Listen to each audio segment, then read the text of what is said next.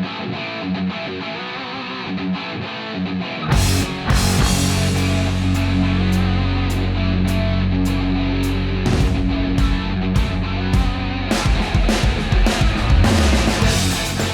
evening and welcome back to the Pirates Fan Forum here on DK Pittsburgh Sports Podcast Network. I'm your host, Gary Morgan, totally exhausted and in between business trips.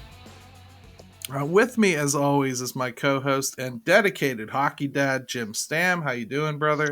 And T-ball, Gary. Let's not forget about T-ball. So, well, I'm pulling for the hockey stardom. I think the Penguins are going to need some help. Sid's going to retire at some point, and Ben's right in the right age group. So we got him on the right track, man. That's right. So it's also our great pleasure to introduce a special guest this week to the show. And for some of you outside of the Pittsburgh market, folks, you may not even know her because you don't have AT&T Sportsnet Pittsburgh. Welcome, studio host Allie Cohen, to the Fan Forum. How you doing? I'm good. I was like, we were talking before, and it was all fun. And now my hands are clammy, my armpits are sweating. I don't even know what to do. So thanks for having me. I appreciate you guys having me. I'll tell you what, I love you saying that on the show because, you know, somebody who's seasoned and used to being in front of a camera, you know, I think a lot of people underestimate the guts it takes, the regular people we have on this show, to come on here and step up and deliver for 45 minutes about just their favorite baseball team. That takes guts, and we probably don't give enough people credit for that. So it's good to hear that a pro feels that way too. Yeah, I don't know about guts, but it's like it's the one time, you know, you want to be funny, but then when you want to be funny, you're not funny. When you want to be I'll just try not to. Yeah. Well, we haven't ruined it yet, you know, and we've been doing it for over a year now, so you'll be fine. We should probably start out talking ball because that's why most of you clicked in the first place, I would assume, right? First up today, I want to talk about rookies who've gotten a shot so far. You know, we've had Jack Sawinski, we've had Diego Castillo, Tucapita Marcano, Miguel Yajure, Roansy Contreras. It's incredibly early, Jim, but this is why this season's going to be fun. Growing pains and all. I mean, what have you felt seeing some of this talent start to creep up here and in many cases produce? Well, I mean, it's what we've been waiting for, you know, and we know that we're not going to get a ton of satisfaction right now out of wins and losses in the standings.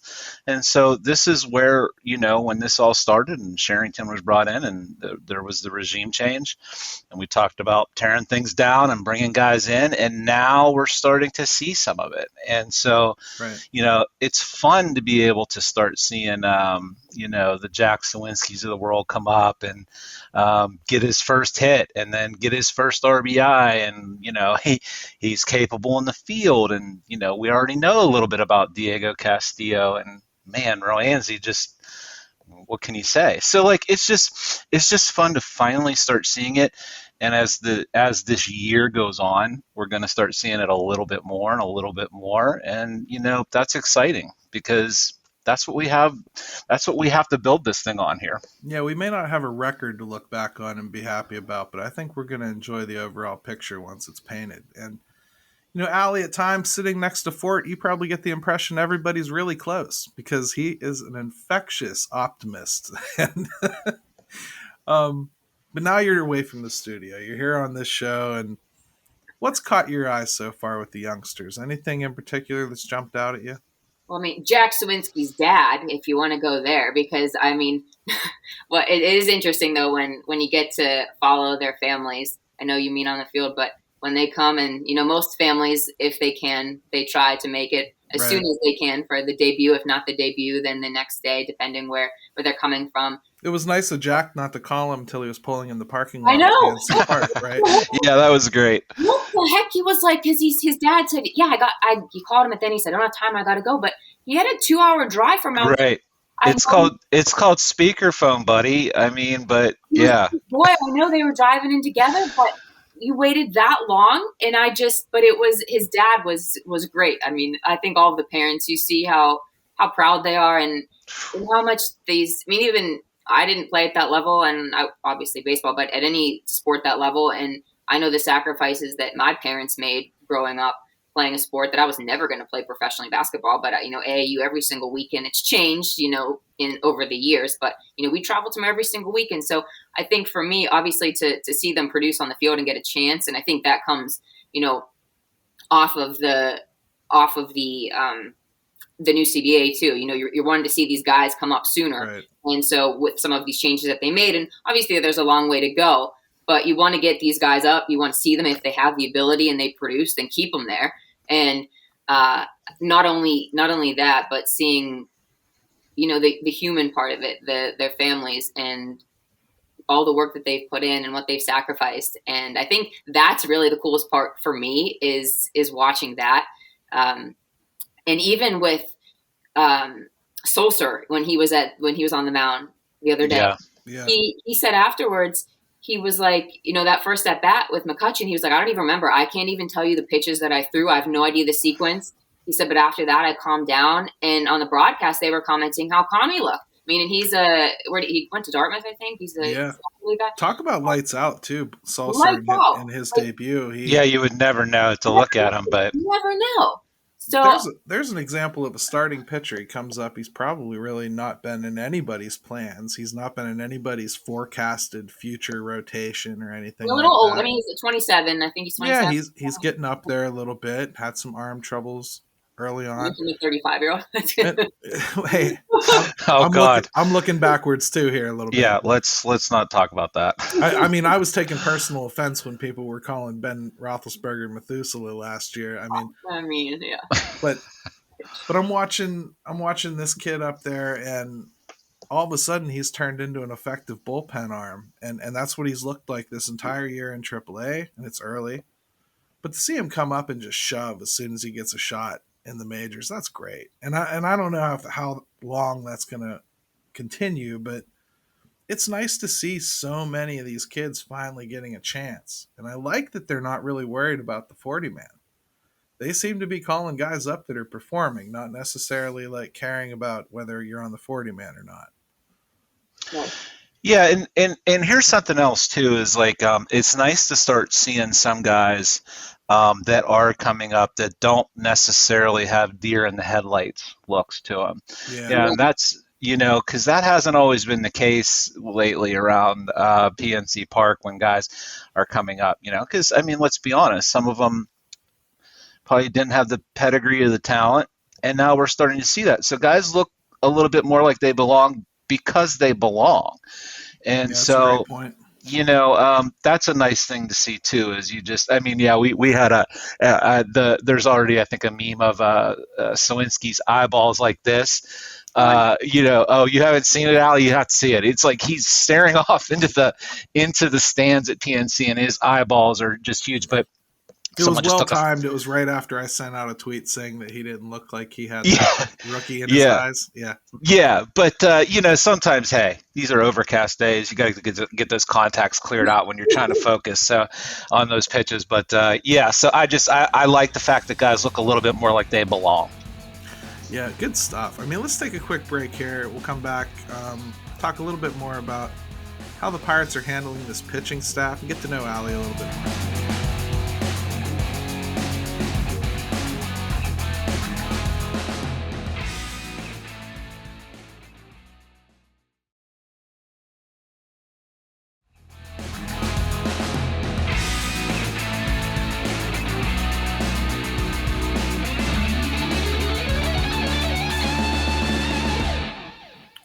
Welcome back to the Pirates Fan Forum here on DK Pittsburgh Sports Podcast Network. Jim and Allie Cohen with us, and we're going to talk a little bit about the handling of the pitching staff here. And something specific that I'm focused on is how the entire thing collapses like a house of cards when something like that Thompson start happens. It's cool when it works, but one bad start, one bad stretch from somebody, and you can see how everything falls apart real quickly. You overuse that bullpen real quick. You have starters that aren't used to going every day, so you kind of can't spread them out the same way you normally would when it's a bunch of bullpen arms that are used to going back to back. They're used to going 2 out of 3 days. They're used to going 3 out of 4 on occasion.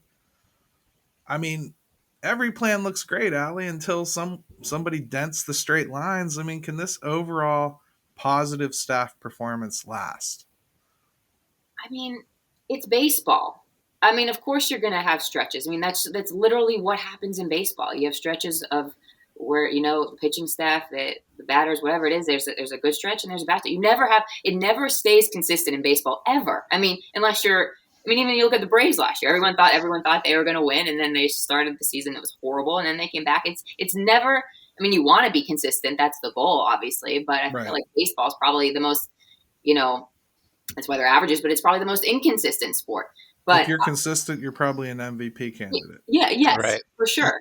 And I think that, looking at the bullpen, I had some notes written down yesterday, and of course, Will Crowe, of course, he was eventually going to give up some runs. Sure. But obviously, just everything about him, his demeanor, his arsenal, everything just looks so much. Even his physique, he looks a little bit like I don't know if he looks filled out, just maybe because his hair he busts his head. I don't know. But I think that when you have, I think it was three of the four relievers that pitched the most innings had not allowed a run. So that would have been Crowe, Bednar, Crowe, and I think there was one more. But it wasn't. It was who was it? Now it's going to bother me. Maybe it was. I thought it was 3 of 4, and then obviously Crowe last night let up a couple runs. But I don't. I think we were talking about the pitching staff, the number of pitchers being extended until the end of May, that they're allowed to keep 14 pitchers on the staff until the end of May instead of May 2nd. Obviously, the roster goes back to 26 on Tuesday. But, right. I think that you don't have – with the Pirates pitching staff, it's always kind of like what's going to go on. I mean, when are you really like – when are you going to place a bet on this staff? I mean, it's like you're always wondering how they're going to get through. When you look at the first part of the season, I'm not sure if it was Roberto Perez who said this. I forget who said it, but talking about how managing the pitching staff, that Derek Shelton has really done an unbelievable job. And when you look at what he's done and what he has and what you have to work with and matchups on certain days, he really has. When you look at how they've been able to stay in some of these ball games, and Right. They have the most comeback wins in all of baseball. Today would have been another one. Obviously, they weren't able to pull it out. But I think you have to give them more credit than maybe we do, because the rotation is never a dominating rotation. It hasn't been for a long time. You have guys who surprise you. You have Quintana, who's doing what a veteran needs to do now. He had a great outing today. It stinks that he still hasn't gotten that win. But I think it's an outlier. I think like a Thompson start where he goes 2 innings. I mean, you saw from the beginning he maybe didn't have his stuff that day. Absolutely true. And you get the impression too that they almost hold on to him a little bit longer, knowing just how damaging it's going to be if they have a short outing from one of those guys. And I think that to me, Jim, is what I saw the other day. They were very scared to pull him out. I think they knew what was going to happen to that bullpen if they did. I said that we paid for it for a couple days. Yeah, I mean, look, I think what we are starting to see this year is they are definitely adopting a little bit of the all hands on deck approach with now even the starting pitching. I think it's going to start morphing into that. We started to see it a little bit the other day with Wilson and Peters and what they did. They switched them up, and it worked out. Yeah, I mean, look, there's never going to be a foolproof system. If one of your starters goes out there and gets shelled and has to leave early, it's going to tax a bullpen, and it'll tax a bullpen a little bit more the way the Pirates are trying to do things. So getting this extra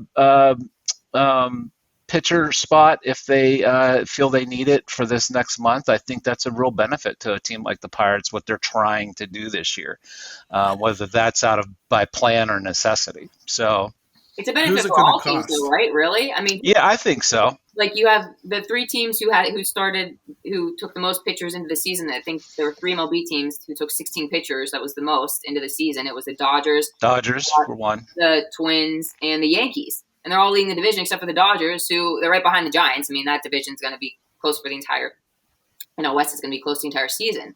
But so you have 3 teams. I mean, who does it not protect? I mean, I don't, obviously if you want to have more offense, it makes it a little bit more tougher for offense to get going. And if, the league wants to produce more offense and more entertainment. But also what about this? Like, think about it. You're watching the game and you want the game to go, like, how pumped up do you get, especially like the couple Bednar at-bats and even some of the starter at-bats, like even some of the Wilson at-bats yesterday. Like, how pumped up do you get when these guys just punch these other guys out? Like, it doesn't even need to be the offense that gets you pumped up for the entertainment value. For me, like, I think lights out pitching gets me more pumped up, but also, you don't want to have a 4-hour game. But I love that too. Oh, when I'm watching like something like today, for instance, I honestly have been a proponent of getting rid of the closer role for a long time. I think it's antiquated. I like the idea of moving your best option to face the right area in the lineup. So I don't have a problem with Bednar pitching the 8th against the Brewers today. I guess where it falls on its face is they don't have that part 2 of the 1-2 punch. Like, if you had like a Blake Cederland, this whole thing makes a lot more sense. And that's not to diminish what Chris Stratton is. He's a decent pitcher and he's done well here. But he's not a closer. And we shouldn't pretend he is. He shouldn't be pitching in the 9th inning holding a 1-run lead. That's just not his role. But the way they do things, it's going to happen. So, Jim, what does this change? Are they going to do something about that, you think? Are we waiting on Cederland? They don't really have anybody else coming like that. I don't know if it changes anything this year. I think they're pretty much going to make do with it. People get upset with guys that don't perform, but sometimes you're in roles that don't really suit you. And that can lead to some bumps in the road. And I think we saw that with Stratton. It hadn't caught up to them yet this year. Right. It did a little bit, and Kutch. Oh man. I wish it wasn't Kutch that did it, but it happens. And that bullpen was due. I think Allie mentioned this too, is like, it's going to happen. There's ups and downs. The bullpen wasn't perfect today. And we finally saw it. And man, the Brewers, I just can't wait to never see them again. Yeah. I mean, you just wanted to come away with one win. I mean, like, just one win. You don't want to be, I think that was back when they turned it around, like in 2013, 2014 and whatnot. That's when you knew it was really turning around, when they started winning some games in Milwaukee. They started winning some games in Cincinnati, and they weren't houses of horror all the time for them anymore. That's when you know things have turned around, and it's no secret this season we're not expecting that turnaround. I don't think anyway. I know you have to probably pretend you're optimistic, Allie, but I'll spare you from saying the truth. They're probably going to struggle this year. I don't think anyone, is trying to, I don't think anyone's trying to fool anyone by saying, and I don't think the organization wants to do that either, to be honest with you, because they know how fans react, and they're like, we're not idiots. Like, you talk to us like we know what we're talking about because we know what you're doing. Just tell us the truth, and then we'll be on board. Almost, it's like that's what especially this city, like, which obviously you're not always going to get the truth, but if you tell them the truth, like, they're like, okay, like they might not like it right away, but they're like, all right, I respect you for it, and we'll be along for the ride, but. I don't think anyone's like, expectations obviously get you in trouble, but I think there's a lot to be excited about on this team. I mean, I do. So, and let me add this too. Like, we talk about how lights out the bullpen has been in many, many facets, and then how much the starting pitching has struggled. And the reality is probably what you're going to see is the bullpen is going to come back down to earth a little bit, and your starting pitching it cannot continue to be this bad this early in games all year. So like, you'll see it level out. You're going to see some things over time shake themselves out. We are still sitting in April, or the beginning of May, depending on when you listen to our podcast. So there's a lot of baseball left, and I think what we're going to see is things kind of even themselves out. Well, the Pirates have the fewest innings pitched among their starters in the NL. 70 1/3. I don't know if you heard Greg Brown said that at the end of the broadcast today. Or No, I didn't. yeah, and so 70 1/3. That's the least amount of innings pitched for starters combined. But I mean, obviously, you have those outliers where you have the 2 innings from Thompson one day, but I mean, I do think that among the league anyway, you're not seeing guys go deep, and also last year you had 4 pitchers who threw 200 innings. So I mean, it's just that's the way baseball's going. I think you're going to have those guys who are able to go, but Right. that's just not the way the game is going right now. You're going to have a Walker Buehler and Right. you're going to have a Max Scherzer. I get it. That's what I'm saying. I don't put much stock in that amount of innings that the starters have gone because, well, the Pirates don't put much stock in it. This is by design. They're barely playing them on purpose. They're pulling Quintana out when he's throwing absolute dust today. And, you know, I mean, the traditional fan, I'm only 45, so I'm not going to sit here and act like I'm a crotchety old guy who's used to the way it was in the 60s, but I want to see my starter get to keep going if he's doing well like that. Yeah, I do agree with that. I agree, and I said that to McHenry a couple of times watching some of the games. I'm like, would you have left him in? Like, and most of the time, McHenry's like, no, I would have been done. I mean, I'm sure there are instances, but I'm like, I mean, you obviously have to look at the whole entire. You know, we don't know what's going on. We don't know what they're saying. We don't know what the game plan was going in. You know, I think a lot of it is like game planning, and they stick to the game plan, whether it's pitch count or whatever. So like, we don't know that. But and we get angry sometimes because they're like, oh, we want. But you know, when they have a game plan going in, they stick to it. You know, even if some guys like with Peters, you know, I'm like, oh, I want to see him go. But like they had a game plan. He's in and he's coming. And I think with Bryce Wilson and Dylan Peters the other day, I think it almost lit a fire under Wilson's butt. It's like get that competitiveness back. You want you're going to do this. You're going to like, all right, I'm going to punch right back. And obviously, it's a team sport. You want to produce for the team. But I think that little, you know, competition within the pitching staff, I think that little bit of a fire, and I think it helped, and I think we saw that yesterday with Wilson. I think he was zoned in. Well, you did see. I mean, that was more emotion from Wilson than I can ever remember seeing. So, hey, you know, even if it's just simply, like you said, Ali, creating competition, getting guys' attention, shaking things up, I don't have a problem with that at all. You know, sometimes I think Wilson, when he came here, he was just, and rightly so, handed a spot in the rotation. But sometimes, you know, maybe it doesn't hurt to be yanked out of that for a second and have to go out there and pitch with a little bit of an edge to you. So it was good to see. Yeah, I liked what I saw from that switch up. I'm not sure how sustainable that is, and I'm not 100% sure how comfortable I am with taking someone like Dylan Peters out of that mix of going every other day or so in that bullpen, because I think they really need that 1-2 punch of he and Will Crow. Yeah.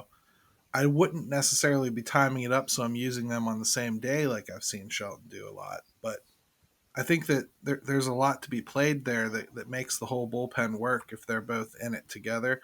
And I'm not wild on the starter thing to me, the opener. I'm not wild about that personally. Again, that's the old school, you know, baseball fan in me. But if it works, I'll probably get over it pretty quick.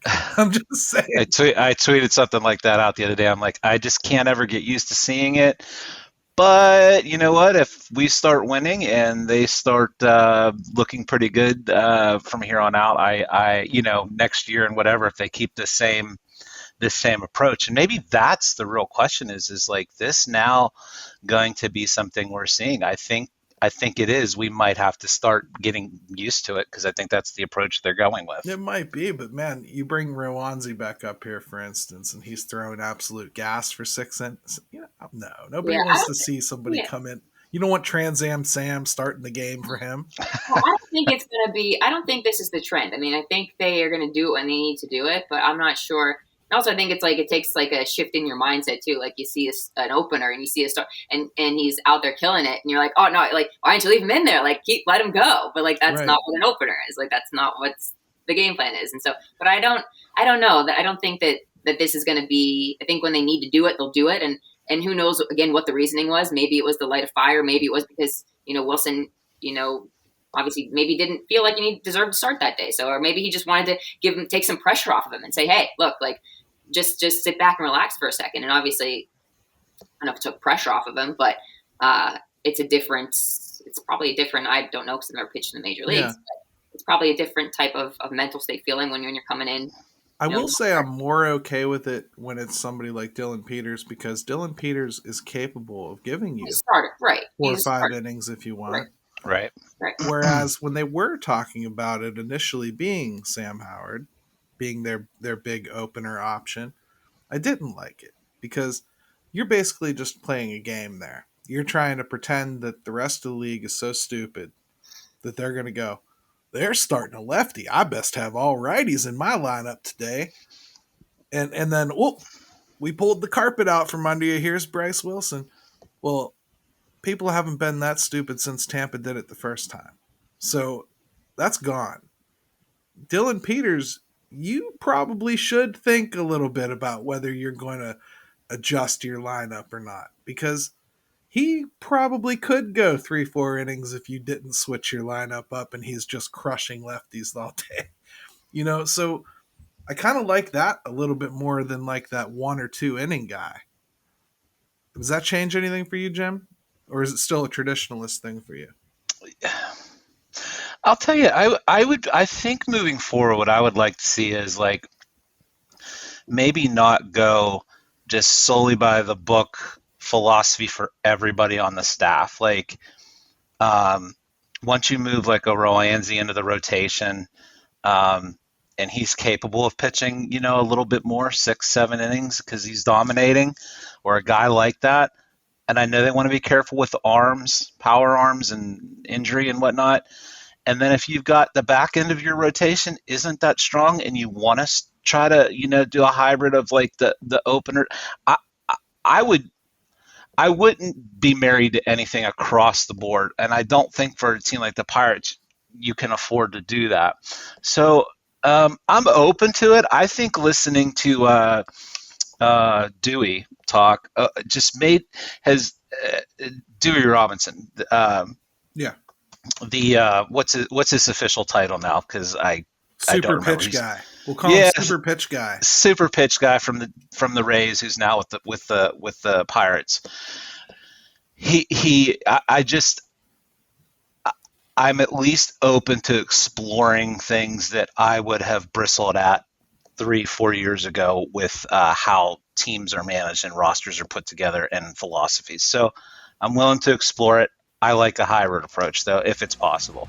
Well, this is awesome conversation about the pitching staff and the overall roster, and I have a feeling it's going to come up in our Call Your Shot. So I'm going to go ahead and take another break, come back, talk a little bit more.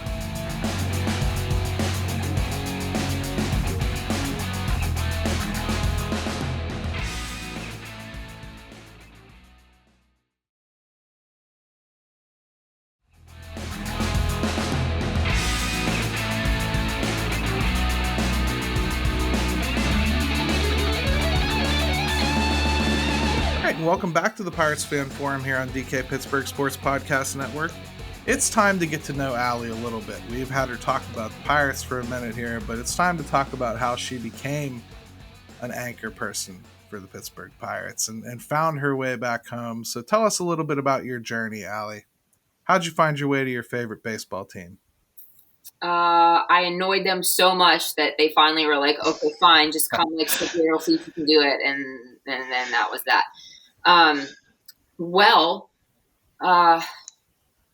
Okay, I'm trying to condense this. So I was born and raised in Pittsburgh, and my dad, I grew up playing basketball, but my dad played baseball. He played at Point Park actually, and was there when they were in the few NAIA championships.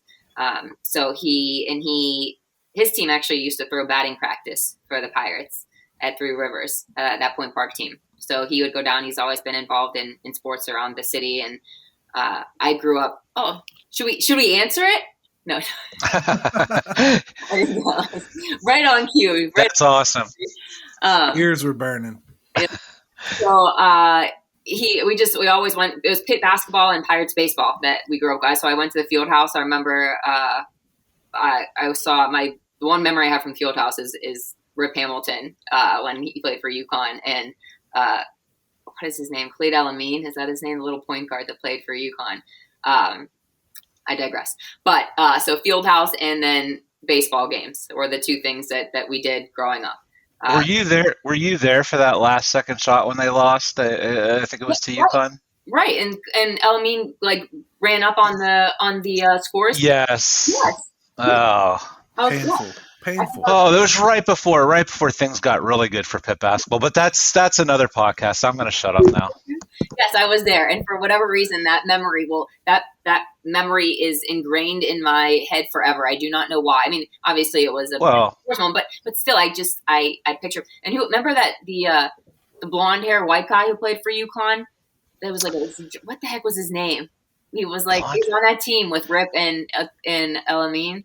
What I remember about that, I think UConn was number 1 in the country that day, and that they were that close to upsetting them and just let it happen almost. And it was perfectly Pitt for the just like Scotty, yeah.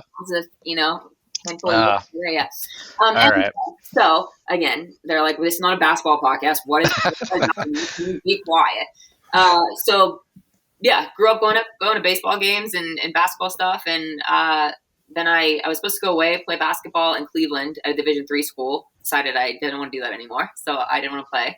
Came home and was going to enroll at Pitt. Classes had already started at Pitt, so they were like, you got to wait till next semester. Well, I was like, well, I don't want to be behind people, who's behind? I don't even know, like, who would I have been behind? Right. So I live close to Chatham. I enrolled at Chatham, and I thought I'll be there for a semester, then transfer to Pitt. Wound up playing basketball at Chatham for a year. The first semester went to transfer to Pitt. My credits didn't transfer, so I'm like, well, I guess I'm staying here. I'm not taking all these math classes over again because I was not doing that. So I went to Chatham, got my MBA in 5 years there, and so was home during that time. And my senior year in college, I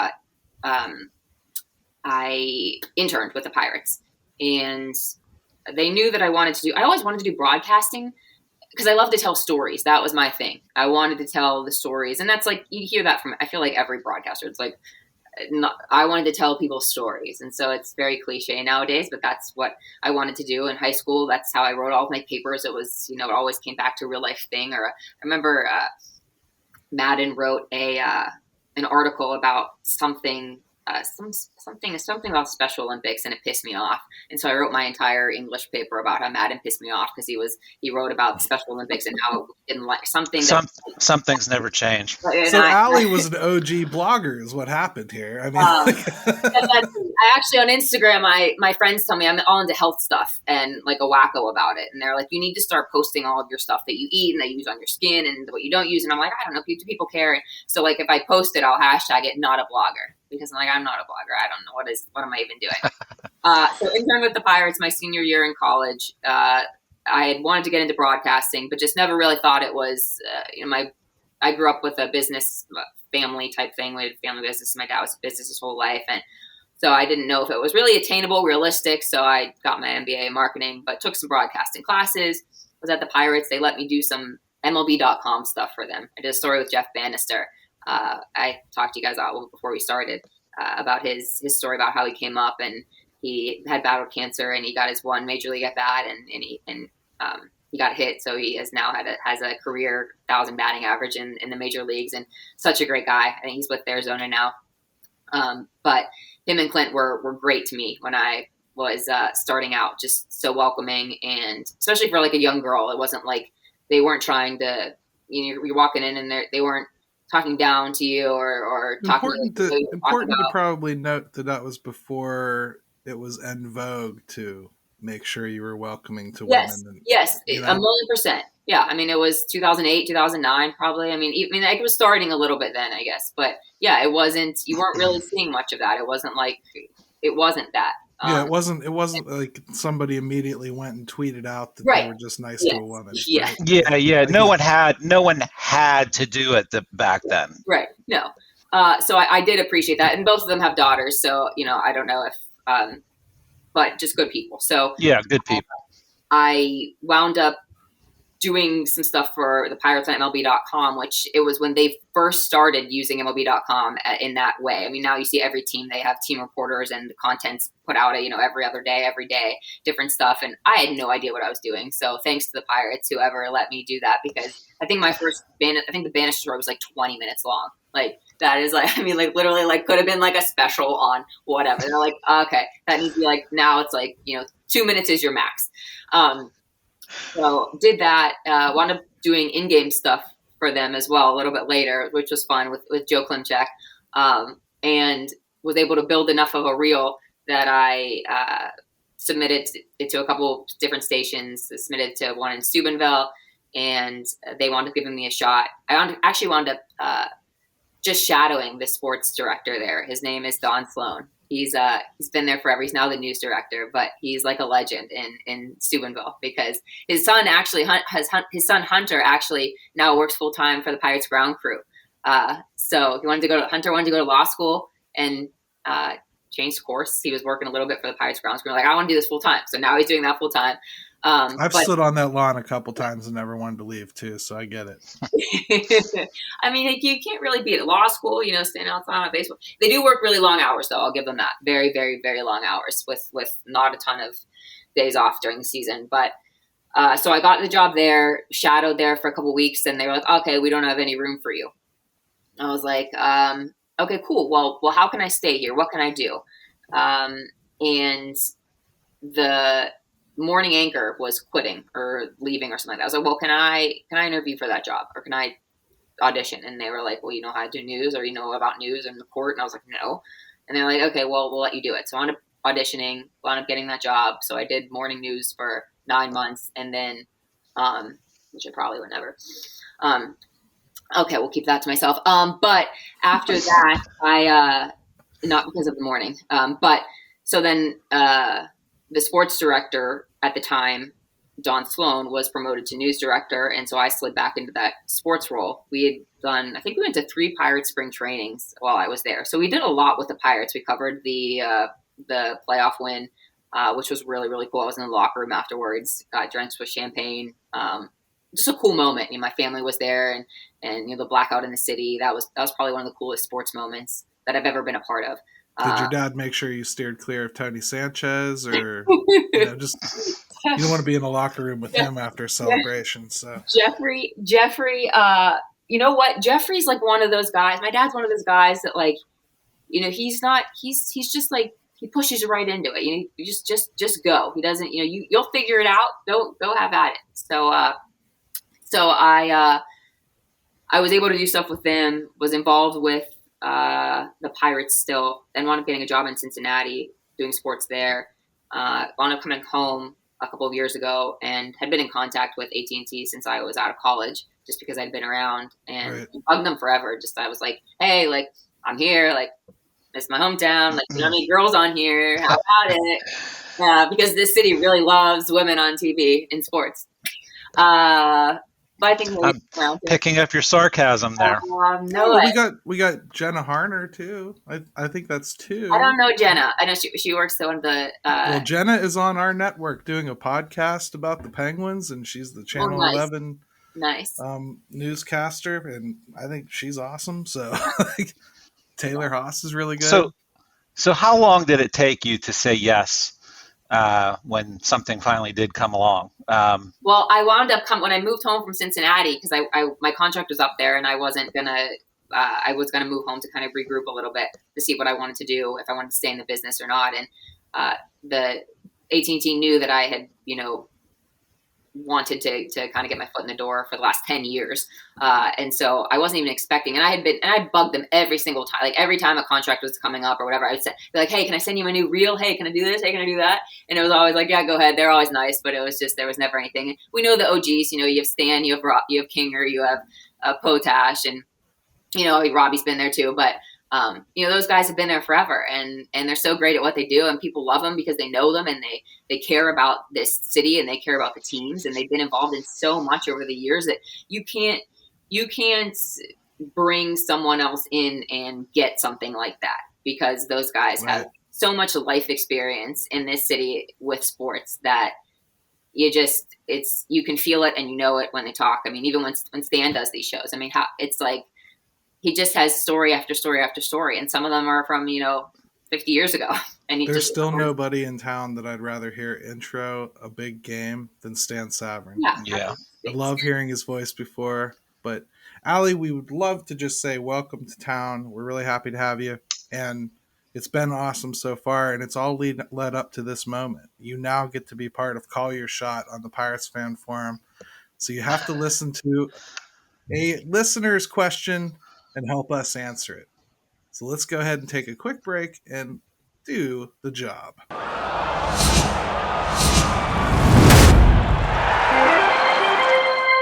Hey, Fan Forum. The Pirates had a lot of players on their roster last year, second most in the bigs. Can we expect the same for 2022? Also, how many Pirates are going to make their MLB debut next year? Thanks. All right, so that was Call Your Shot. That's our buddy Sean Connolly from down in Texas. And perfectly timed question, to be honest, Jim.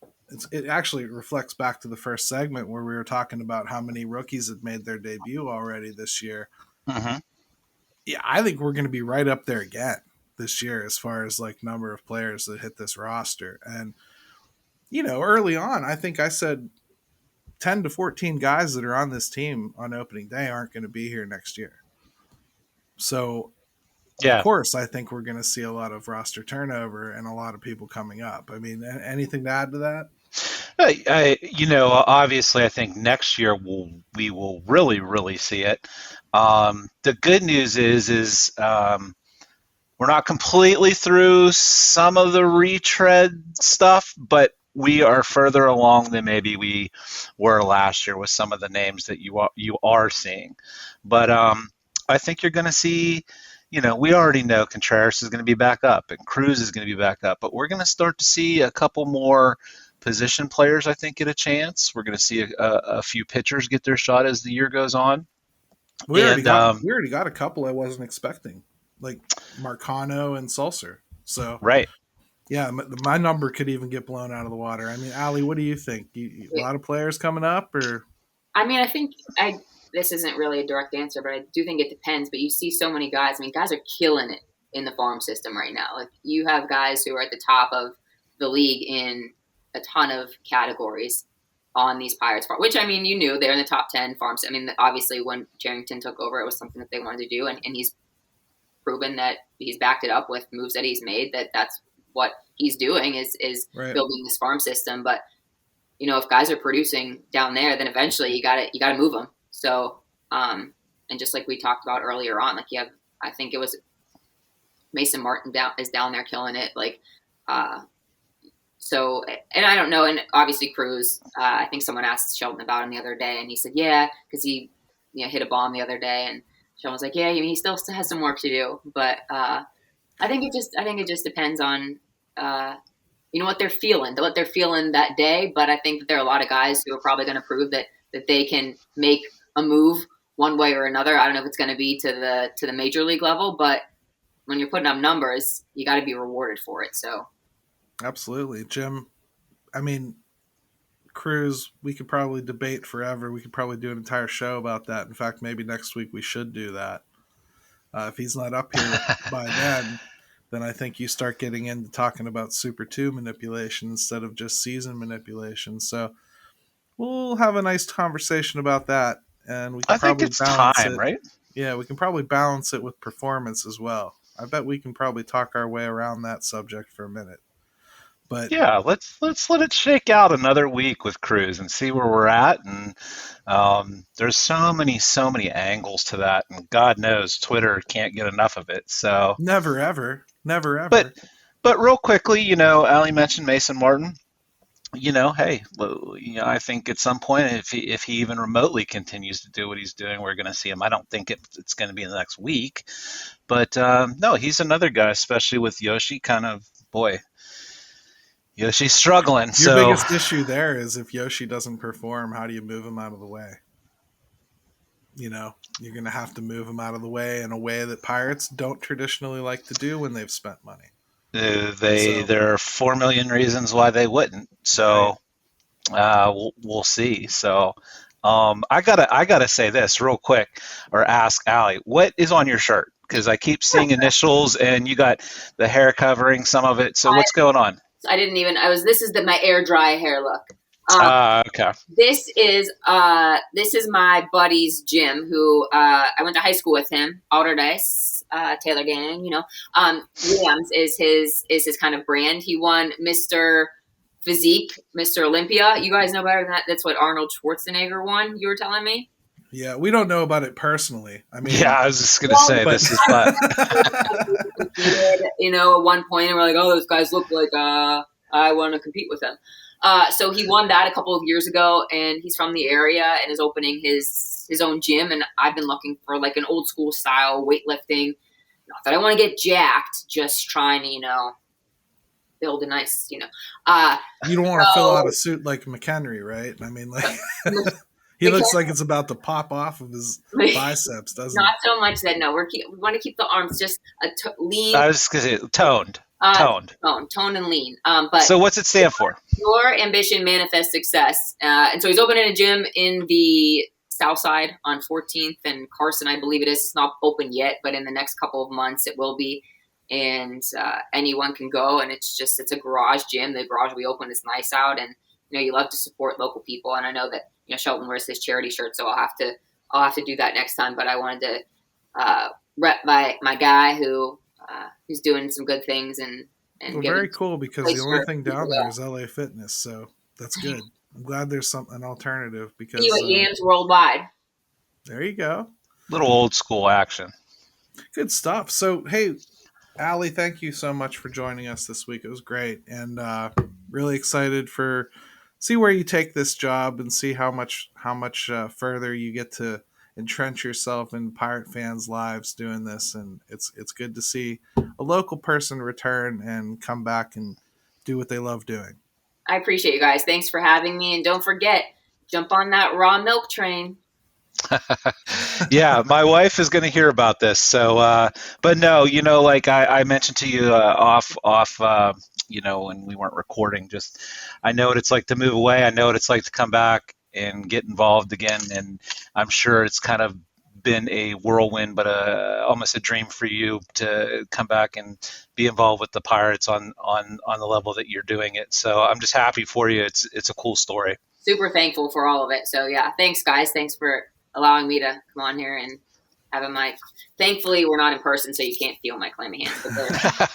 And right, everybody, I already know this was a very positive show following a sweep loss. So I know. You can go ahead and just save your criticism of that. We understand. There'll be plenty of time to be negative as the season goes on, but right now we just wanted to have a nice baseball show and talk about what's going on with the team behind the scenes a little bit and get to know somebody. So, without further ado, let's go ahead and say, let's go Bucs, and let's hear a burgeoning hockey star say it now.